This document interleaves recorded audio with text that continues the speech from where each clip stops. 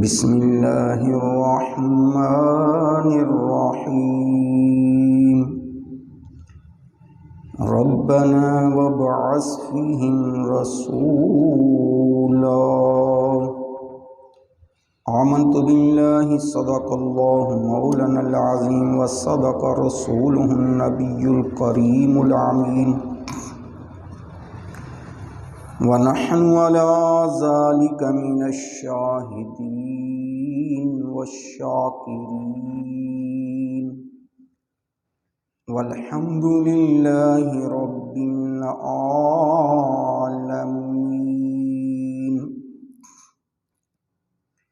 إن الله وملائكته يصلون على النبي يا أيها الذين آمنوا صلوا عليه وسلموا تسليما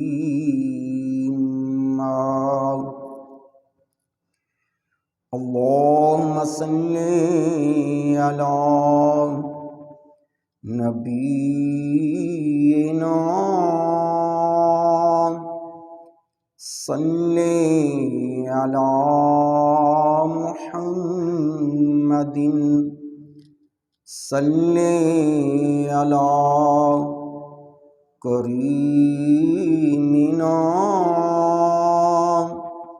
صل على محمد صل على شفيعنا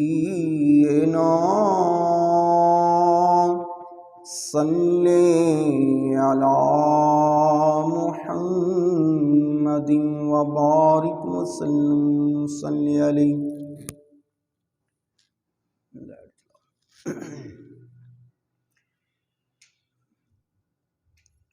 میرے نہایت ہی واجب الاحترام دوستو، عزیزو، بزرگو، السلام علیکم. چمن رسالت کی شگفتہ کلیو پیارے آقا علیہ الصلاۃ والسلام کی مہکتے مہکتے پھولو بال کے شہینوں، جیسا کہ پچھلے جمعے پر پیارے مصطفیٰ صلی اللہ علیہ وسلم کی شان سابقہ امتوں میں جو ذکر ہوئی، اسی پر آج کی گفتگو ہوگی کہ سابقہ امتوں میں پیارے مصطفیٰ صلی اللہ علیہ وسلم کا تذکرہ رہا ہے. مختلف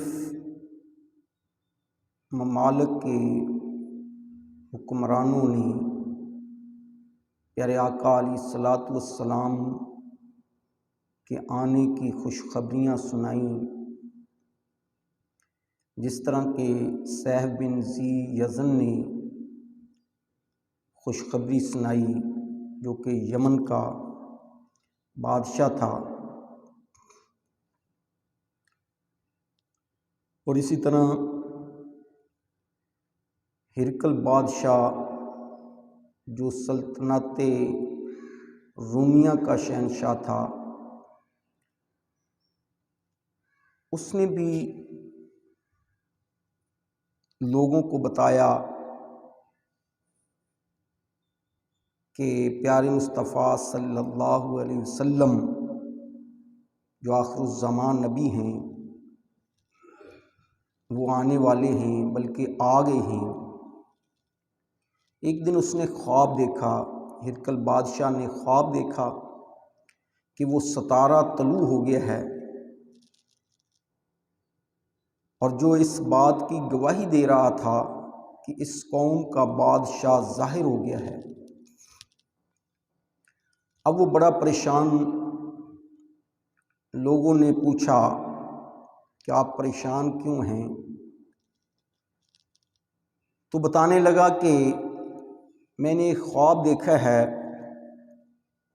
جس میں ایک ستارہ طلوع ہوا اور جو اس بات کی گواہی دے رہا تھا کہ اس قوم کا بادشاہ ظاہر ہو گیا ہے۔ تو اتنے میں غسان کے بادشاہ کا قاصد آیا۔ اس نے آ کر ہرقل بادشاہ کو بتایا کہ پیارے مصطفیٰ صلی اللہ علیہ وسلم کی طرف سے ایک قاصد آیا ہے جو آپ کے نام پر خط لکھ کر لایا ہے۔ تو ہرقل بادشاہ نے اس کو بلایا، اس سے پوچھا اور ساتھ ہی حکم فرمایا کہ اس کو لے جاؤ اور اس کو دیکھو کہ یہ ختنہ شدہ ہے۔ تو وہ پتہ لگا کہ واقعی آپ کی نشانی کے مطابق ہے۔ اسی طرح ہرقل بادشاہ نے پھر عالم روم کا ایک عالم دین جو سب سے زیادہ فضیلت رکھنے والا علم میں، ان کی طرف پیغام بھیجا کہ وہ میرے پاس آئے، اور ہرقل بادشاہ وہاں سے حمص میں چلے گئے اور وہاں پر اس عالم دین کو بلایا گیا جو اس وقت کا عالم دین تھا۔ اس سے پوچھا، اس کو اپنا خواب سنایا، تو اس نے بھی تصدیق کر دی، اور پھر خط کے بارے میں بتایا گیا تو اس نے جب تصدیق کر دی تو پھر ہرقل بادشاہ نے وہاں سے پتہ لگایا کہ کوئی عرب سے یہاں پر آیا ہے۔ تو پتہ چلا کہ ایک وفد، ایک قافلہ آیا ہوا ہے تجارت کی غرض سے۔ تو ہرقل بادشاہ نے ان کو بلایا، جن میں حضرت ابو سفیان جو اس وقت مسلمان ہی ہوئے تھے،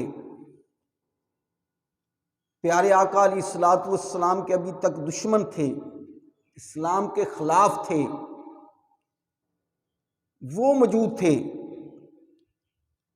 تو بادشاہ نے اس قافلے کو بلا کر ان سے پوچھا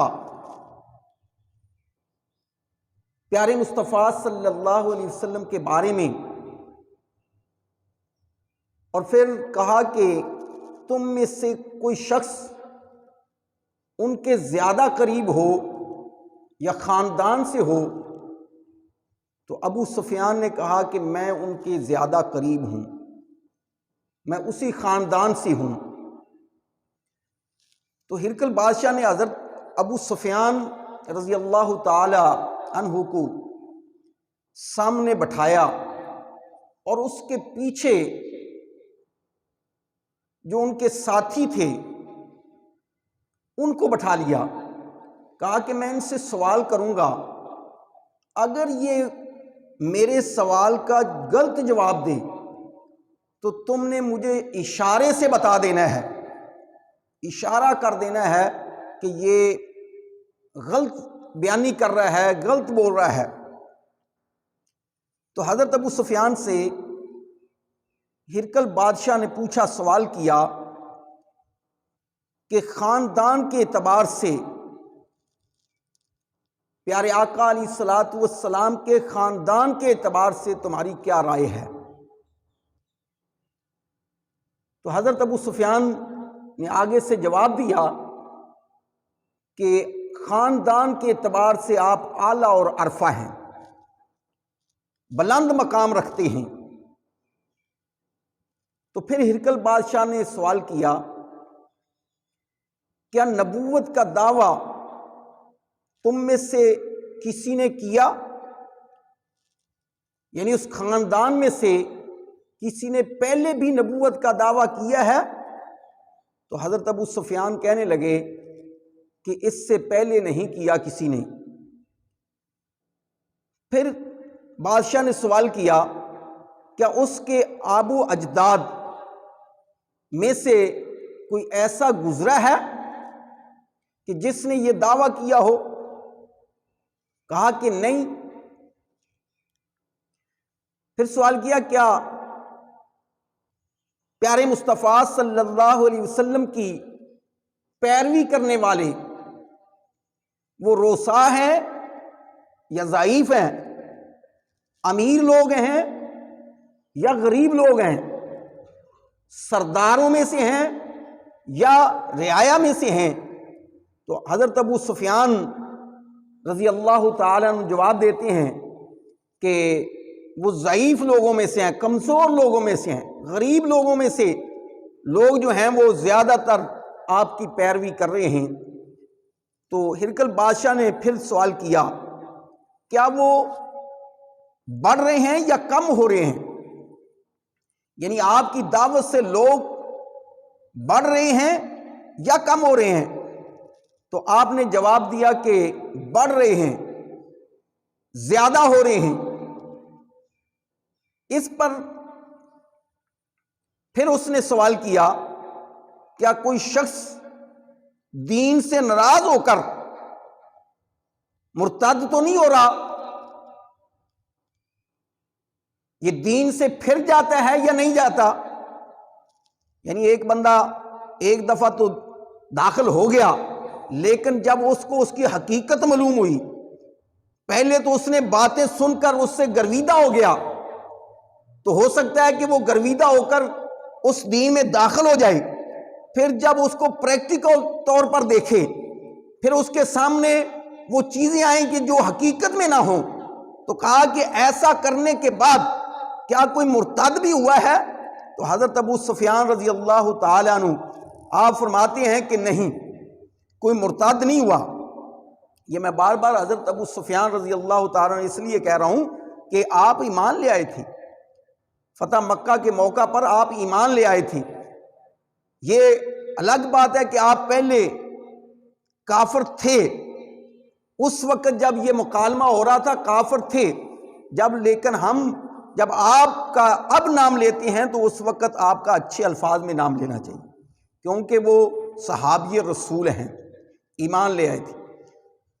اسی طرح پھر ہرقل بادشاہ نے سوال کیا کیا اس نے کبھی دھوکہ دیا ہے؟ کیا کسی کے ساتھ دھوکہ کیا ہے؟ تو حضرت ابو سفیان رضی اللہ تعالیٰ عنہ نے اس کے جواب میں بڑا پیچ و تاب کھایا اور چاہا کہ جھوٹ بولے، لیکن جرت نہ ہوئی، تو آپ نے فرمایا کہ نہیں، کبھی دھوکہ نہیں کیا۔ اور اسی طرح پھر اس نے سوال کیا کیا اس نے اس دعوے سے پہلے ان کے اوپر تم جھوٹ اور تہمت لگاتے تھے؟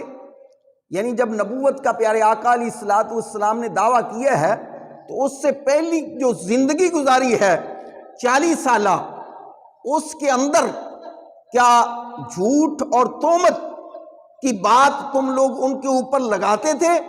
تو کہنے لگے کہ نہیں، کبھی جھوٹ نہیں بولتے۔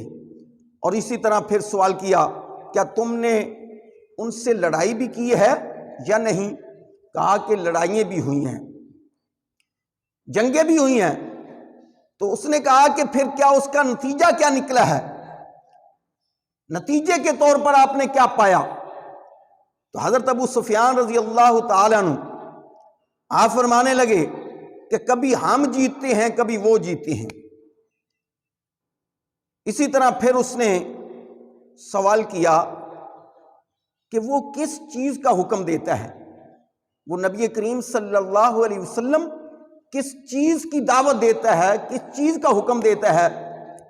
تو حضرت ابو سفیان رضی اللہ تعالیٰ عنہ نے اپنے اوپر جبر کرتے ہوئے تو یہ کہنا پڑا کہ وہ ایک خدا کی عبادت کا حکم دیتا ہے، کہ وہ ایک ہی خدا ہے، وحدہ لا شریک ہے، اس کے سوا کوئی خدا نہیں، وہ ایک خدا کی عبادت کا حکم دیتا ہے، نماز پڑھنے کا حکم دیتا ہے، سچ بولنے کا حکم دیتا ہے، پاک دامنی کا حکم دیتا ہے، صلہ رحمی کا حکم دیتا ہے، وہ ہمیں ان چیزوں کا حکم دیتا ہے، تو پھر جب یہ سوال ہوئے ان کا جواب سن کر ہرقل بادشاہ کہنے لگا اگر یہ تم سچ کہتے ہو تو وہ اس جگہ کا بھی مالک بن جائے گا، ایک دن آئے گا اس جگہ کا بھی مالک بن جائے گا جس پر میرے دونوں قدم لگے ہوئے ہیں،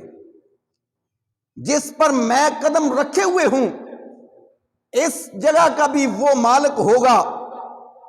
تو کہا کہ میں جانتا تھا کہ نبی کریم صلی اللہ علیہ وسلم آئیں گے، وہ نبی ضرور آئے گا، لیکن میرا یہ گمان نہیں تھا کہ وہ آپ میں سے ہوگا۔ یعنی اس نے کہا ہرقل بادشاہ نے کہ یہ تو مجھے پتا تھا کہ وہ آخر الزمان نبی آئے گا، لیکن مجھے یہ گمان نہیں تھا کہ وہ آپ میں سے ہوگا۔ تو کہا کہ اگر مجھے موقع مل جائے تو میں اس نبی مکرم صلی اللہ علیہ وسلم کے قدموں کو دھو کر پیوں، اور میں چاہتا ہوں، میری خواہش ہے کہ میں وہاں پر جاؤں، ان کی زیارت کروں، لیکن یہ میں عزت اور وجاہت کے لیے نہیں بلکہ تعظیم مصطفیٰ کے لیے۔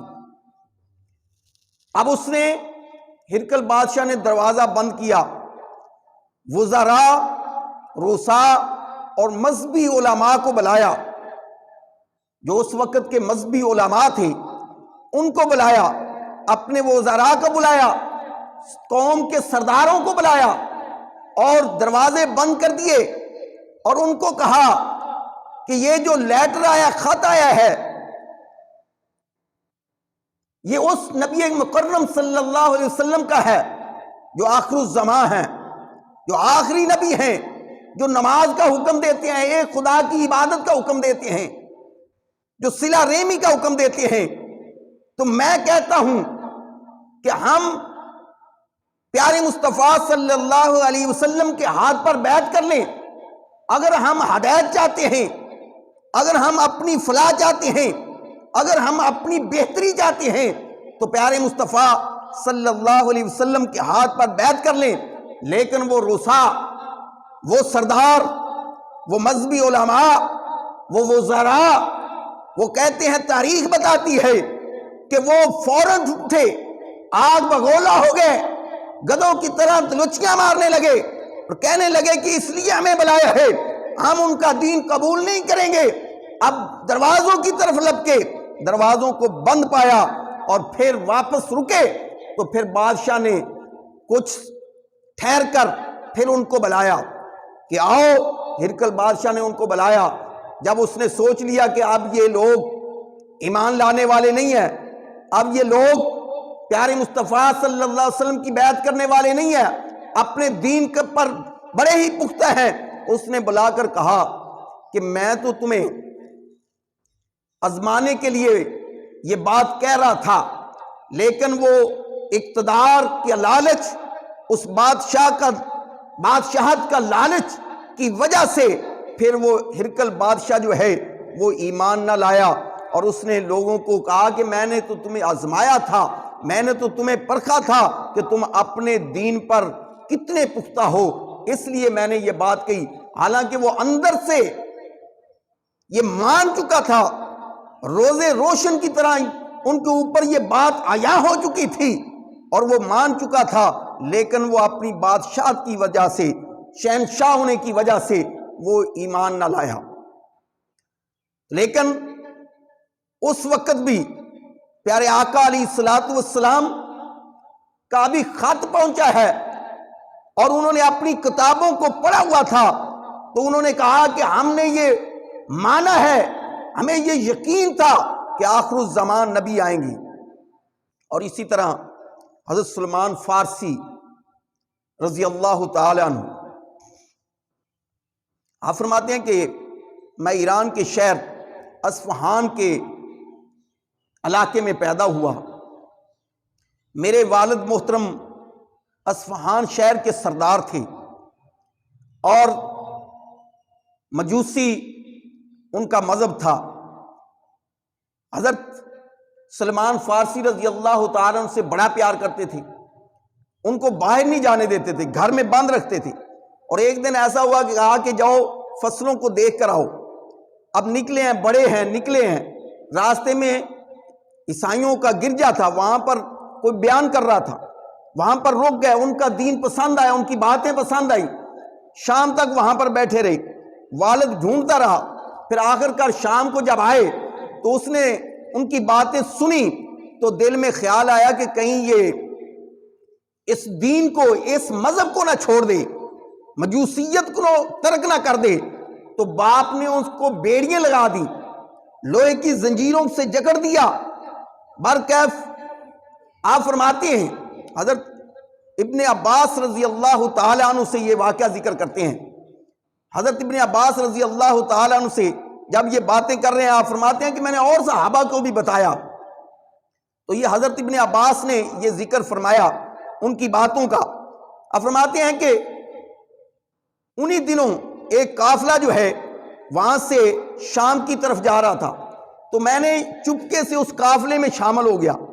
تو میں شام پہنچا، وہاں پر ایک پادری تھا، میں نے اس کو اپنا واقعہ سنایا، اس کے پاس رہنے لگا، لیکن وہ پادری جو تھا وہ صحیح نہیں تھا، لوگوں کو کہتا کہ صدقہ دو، لوگ صدقہ دیتے کہ یہ غریبوں میں بانٹ دے، لیکن وہ بانٹتا نہ، خود رکھ لیتا۔ حتیٰ کہ وہ جب مرا تو آپ نے لوگوں کو بتایا کہ تمہارے پادری کا یہ کام تھا، اور یہ تقریباً 300 مٹکے سونے اور چاندی کے نکال کر دیے۔ تو لوگوں نے ان کی لاش کو مارا، پھر اس کے بعد سزائیں دے کر اپنا غصہ ٹھنڈا کر کے ان کو پھر کہیں دفن کر دیا۔ اور پھر اسی طرح دوسرا پادری آیا، حضرت ابن عباس رضی اللہ تعالیٰ عنہ فرماتے ہیں کہ وہ کہنے لگے حضرت سلمان فارسی کہ وہ بہت ہی اچھا پادری تھا، اس سے زیادہ زہد اور تقوی والا، خشوع اور خضوع کے ساتھ نمازیں پڑھنے والا میں نے آج تک کوئی انسان نہیں دیکھا، بڑا ہی اچھا تھا۔ اس نے اپنی زندگی کے ایام پورے کیے، جب فوت ہونے کے قریب گیا تو آپ فرماتے ہیں میں نے اس سے کہا کہ اب میں کدھر جاؤں؟ اس نے کہا کہ موصل میں چلے جاؤ، موصل مقام ہے، وہاں پر چلے جاؤ، وہاں پر ایک فلاں آدمی ہے جو پادری ہے، اس کے پاس رہنے لگو۔ حضرت سلمان فارسی فرماتے ہیں کہ میں پھر اس کے پاس گیا، وہ بھی بڑا زہد اور تقوی والا، اس کی بھی زندگی نے کافی دیر وفا نہ کی۔ پھر وہ جب فوت ہونے لگا میں نے اس سے کہا کہ میں اب کہاں جاؤں؟ اس نے کہا نصیبین میں چلے جاؤ، وہاں پر ایک شخص ہے، وہ اس کے پاس آپ چلے جانا۔ آپ فرماتے ہیں میں وہیں پر چلا گیا، کیونکہ مجھے کہا گیا تھا کہ وہ میرے ہی طریقے پر ہے۔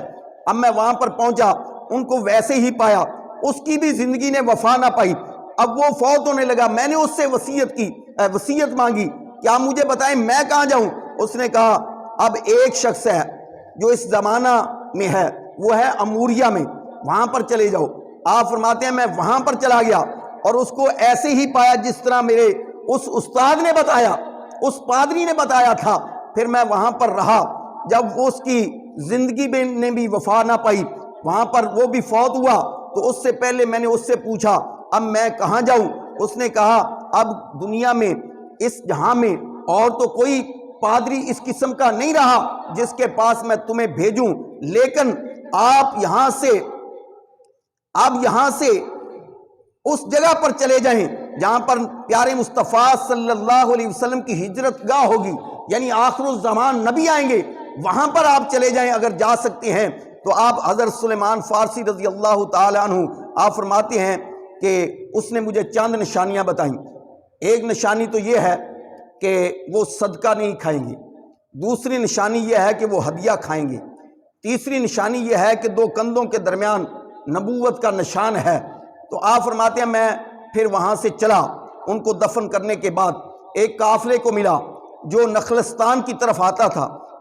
تو جب میں اس کو کہا قافلے والوں کو کہ میرے یہ اونٹ، میری یہ بکریاں لے لیں، مجھے وہاں پر پہنچا دیں، انہوں نے کہا ٹھیک ہے، مجھے ساتھ لے لیا، لیکن راستے میں آ کر انہوں نے میرے ساتھ دھوکہ کیا، اور وہ بنی کلب کے وہ تاجر تھے، انہوں نے مجھے آ کر جو ہے وہ ایک جگہ پر وادی قرا، وہاں پر آ کر مجھے انہوں نے فروخت کر دیا، مجھے غلام بنا کر فروخت کر دیا۔ آپ فرماتے ہیں یہودی نے مجھے خرید لیا، پھر یہودی نے چند سالوں کے بعد مجھے جو ہے وہ مدینہ طیبہ کے یہودی کو فروخت کر دیا، یہاں تک کہ میں مدینہ طیبہ میں آ گیا۔ چند روز کے بعد، چند مہینوں، چند سال کے بعد مجھے ایک خبر ملی کہ مکہ مکرمہ میں نبی مکرم صلی اللہ علیہ وسلم وہ تشریف لائے ہیں۔ اب میں خبر سنتا تھا لیکن میں جا نہیں سکتا تھا، غلامی کی زندگی میں جکڑا ہوا تھا۔ چند دنوں کے بعد پھر مجھے پتا چلا کہ پیارے مصطفیٰ صلی اللہ علیہ وسلم ہجرت کر کے مدینہ طیبہ آگے ہیں۔ آپ کہتے ہیں کہ میں خبر سنی، میں کھجور کے پیڑ کے اوپر چڑھا ہوا تھا، مالک نیچے تھا۔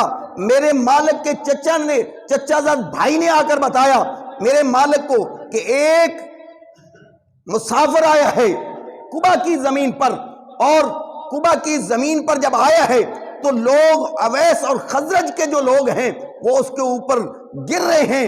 مجھے نہیں سمجھ آتی کہ وہ کیسے گر رہے ہیں، حالانکہ مسافر ہے، بے وطن ہے، کچھ بھی نہیں۔ اور جیسے ہی میں نے سنا تو آپ فرماتے ہیں کہ مجھے کپ کپی طاری ہوگی۔ حضرت سلیمان فارسی فرماتے ہیں مجھے کپ کپی طاری ہوگی، جسم کانپنا شروع ہو گیا۔ میں فوراً نیچے آیا، میں نے کہا کہ آپ کس کی بات کر رہے ہیں؟ تو کہتے ہیں، آپ فرماتے ہیں کہ میرے مالک نے مجھے تھپڑ مارا، کہا کہ تمہیں کیا لگے، میں جو کچھ ہم کہہ رہے ہیں تمہیں اس سے کیا لگاؤ؟ آپ فرماتے ہیں کہ میں نے کہا مجھے لگاؤ تو نہیں تھا، لیکن میں نے ویسے ہی پوچھ لیا، میں اپنے کام میں لگ گیا۔ لیکن جب شام ہوئی میرے پاس کچھ چیزیں تھی کھانے والی، میں وہ لے کر پیارے مصطفیٰ کے پاس پہنچا، وہاں پر گیا، میں نے کہا یا رسول اللہ صلی اللہ علیہ وسلم، یہ میں اپنی بات کر رہا ہوں، کہ اس نے کہا کہ آپ اچھے شخص ہیں، سنا ہے کہ آپ اچھے شخص ہیں، تو میں آپ کے لیے یہ تحفہ لے کر آیا ہوں، یہ صدقہ ہے، یہ صدقہ ہے، یہ چیزیں لے کر آیا ہوں، یہ صدقہ ہے۔ تو آپ سے زیادہ اور آپ کے ساتھیوں سے زیادہ کوئی یہاں پر جس کو میں صدقہ دوں وہ ہے نہیں ہے، تو میں نے سوچا کہ آپ کو دوں، کیونکہ آپ مسافر بھی ہیں، آپ بے وطن ہیں، اس لیے میں آپ کے پاس لایا ہوں۔ تو آپ فرماتے ہیں کہ پیارے مصطفیٰ صلی اللہ علیہ وسلم نے ہاتھ کو پیچھے کھینچ لیا اور صحابہ کو کہا کہ کھائیں، صحابہ نے کھایا۔ آپ فرماتے ہیں پھر چند دن کے بعد پیارے مصطفیٰ مدینہ طیبہ تشریف لے آئے، قبا سے مسجد نبوی کی جگہ پر جب تشریف لائے، پھر میں چند دن کے بعد کچھ چیزیں لے کر گیا اور عرض کی یہ ہدیہ ہے، یہ صدقہ نہیں ہے۔ تو پیارے مصطفیٰ نے خود بھی کھایا، صحابہ کو بھی دیا۔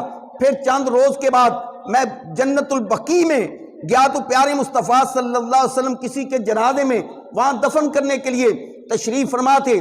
میں ایسے ہی ایک گھوما کہ پیارے مصطفیٰ صلی اللہ علیہ وسلم کی میں مور مبارک کو دیکھوں، لیکن پیارے مصطفیٰ صلی اللہ علیہ وسلم کے پیچھے جیسے ہی میں آیا تو پیارے مصطفیٰ نے کپڑا ہٹا دیا۔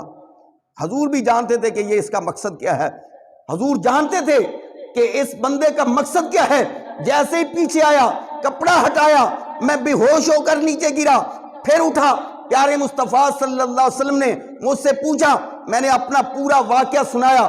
آپ فرماتے ہیں کہ جنگ بدر میں اور جنگ احد میں میں اس لیے داخل نہیں ہوا کیونکہ میں غلامی کی زندگی بسر کر رہا تھا۔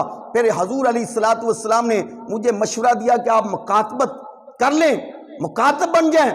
آپ فرماتے ہیں کہ میں نے اپنے مالک سے کہا کہ مجھے کچھ پیسوں کے عوض مجھے چھوڑ دو، لکھ لو، میں وہ کام کر دیتا ہوں۔ کہا کہ 300 کھجوروں کے پیڑ جو ہرے بھرے کر کے دینے تھے، اور پھر 40 اوقیہ جو ہے وہ چاندی دینی تھی، یہ بات طے ہوگی۔ تو پیارے مصطفیٰ صلی اللہ علیہ وسلم کو جب بتایا، حضور نے اعلان فرما دیا، کسی نے 10 پیڑ دیے، کسی نے 20، کسی نے 30، ایسے کرتے کرتے 300 پیڑ ہو گیا۔ حضور علیہ الصلوۃ والسلام نے فرمایا جاؤ ان کے گڑھے کھودو۔ آپ فرماتے ہیں میرے ساتھ میرے دینی بھائیوں نے بھی مدد کی، اور پھر اس کے بعد پیارے مصطفیٰ صلی اللہ علیہ وسلم نے فرمایا کہ جب یہ کام ہو جائے تو پھر مجھے بلا لینا، میں خود لگاؤں گا۔ آپ فرماتے ہیں کہ حضور کو بلایا، میں ساتھ لے کر گیا، ہم حضور کو وہ پیڑ پکڑا رہے تھے، حضور لگاتے جا رہے تھے۔ وہ ان میں سے خدا کی قسم، آپ فرماتے ہیں اللہ کی قسم جس کے قبضہ قدرت میں میری جان ہے، ان 300 درختوں میں سے کوئی بھی درخت جو ہے وہ مرا نہیں، وہ سارے کے سارے ہرے بھرے ہو گئے۔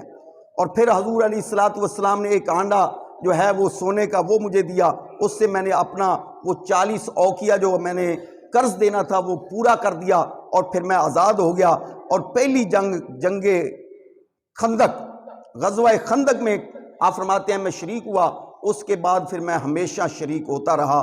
دعا ہے اللہ رب العزت ہم سب کو اہدنا الصراط المستقیم پر چلنے کی توفیق عطا فرمائے۔ وما علیہ